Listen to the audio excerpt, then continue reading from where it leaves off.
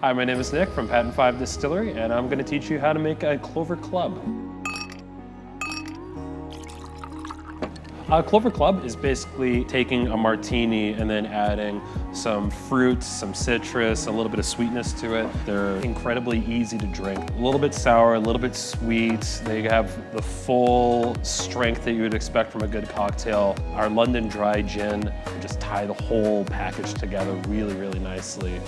Basically start off with your empty shaker tin, get 1.5 ounces of a London Dry, get 1/2 ounce of the white vermouth, a full ounce of lemon juice, 3/4 ounce of the raspberry syrup, and then just a couple of drops of this vegan foamer that we have. And then in the other half of the shaker tin, you're gonna fill that up with ice.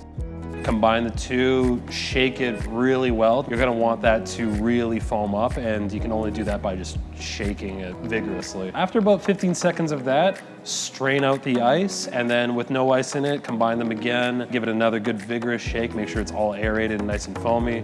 And then with a fine strainer, pour that into a coupe or just a martini glass and enjoy.